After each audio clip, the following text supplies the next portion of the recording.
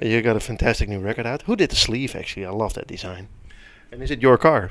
No, it's not my car, but no, but check this out. When I did this photo shoot in Los Angeles, and Jeff Katz was a photographer No way. who's done work with I've worked with before, a good friend of mine actually. Wow. And the concept was done in house for the mascot group, and but the guy who owns the car, his name was Robert Cray. What a fantastic car, by the We way. found out after we finished the shoot, and the guy was taking the car away. Looks like you're having fun, actually. Oh, we were having fun. It was a good day. Hey, Worry is also a song that struck me. Why would you write a song like that? Well, actually, the song it's a great song, but it was written by our keyboard player Jim Pugh, who is a father of four, and he wrote it. I know about his 16-year-old daughter, who's she's the female of twins. He is male and female twins, and like any father, thinking about their child and how she's going to be going out into the world. He's concerned, and so he wrote that song along with Tony Bronigal, who helped him write the lyric, our drummer.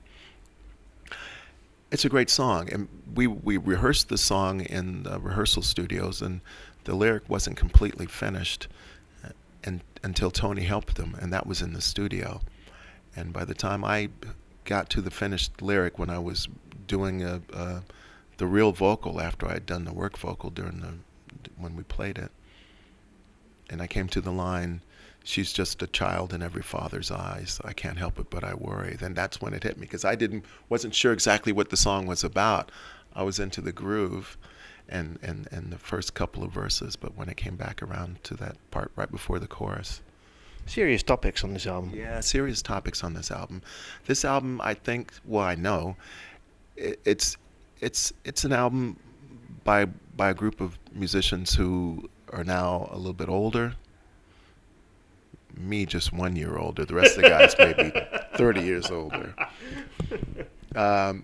But we tackle more immediate subjects and subjects that mean more to us as we get a little bit older. I mean, 20 to 25 years ago, wouldn't have been talking about, housing crisis and losing, people losing their jobs and things like that. So that's what it's all about for us in these days. When did you actually decide that you wanted to have the Robert Cray band? Not the whatever band, your band. Well, bands have.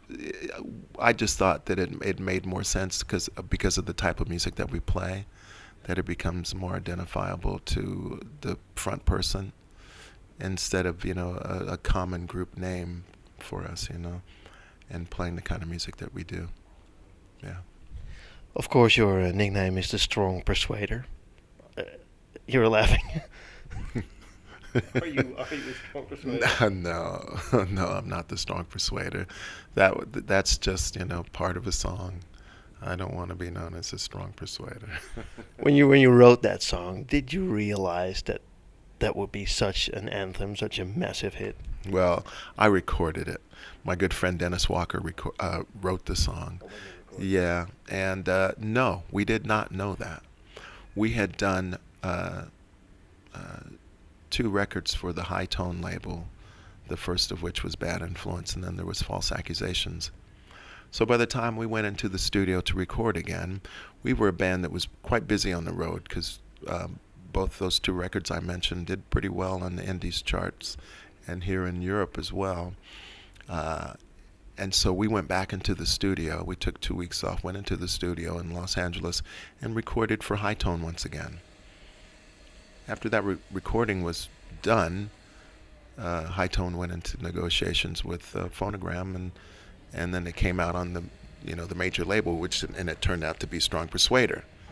We didn't expect we didn't expect with the songs that we had recorded that it was going to turn out to be what it did. So it caught us by surprise. Now the story is that this song is actually about you, and you experienced the whole thing. Like I said, Dennis Walker wrote that song, and Dennis Walker. See, this is the thing. Dennis Walker and Bruce Bromberg were our producers.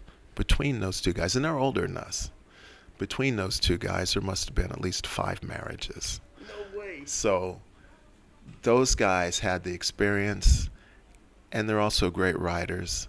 And There must be some truth. and I'm sure they each both have a dark side too.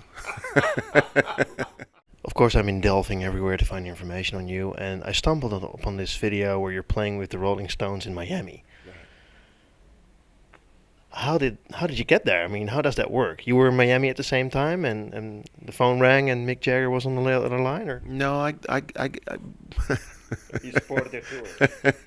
No, I didn't even support the tour. They were doing a big show at Joe Robbie Stadium in Miami, and they had Sheryl Crow was there, I think, and Bo Diddley, and Whoopi Goldberg was she did emceeing or something like that, and I was invited. You know, their management called our management, and hey, we get together. So I got down there, and I think I did Stop Breaking Down, if I remember right, Yeah. with them on that stage, and it was fun, you know, being invited by the Stones. I'm not sure that it was before or after that that we did some dates on the Voodoo Lounge tour. I think, maybe later. yeah, okay, yeah. So that was cool. But I had an opportunity to work with Keith before, so maybe that's why it happened. Because when I did the Hail Hail Rock and Roll thing with Keith, that's where the familiarity comes into place. Of course, you're friends with Eric Clapton as well. You co-wrote a couple of songs together. Old Love, yeah, we wrote the song Old Love for the Journeyman record, yeah. Hmm. I thought you wrote more songs together. Well, Eric recorded the Bad Influence song that I wrote, yeah. Hmm. And that made me think. You probably know the guitar player Slash from Guns N' Roses, right? I've met Slash before, yeah. I don't know him personally, but I've met him a couple of different occasions, yeah. He's recording records with his favorite musicians right now, and he's putting them out.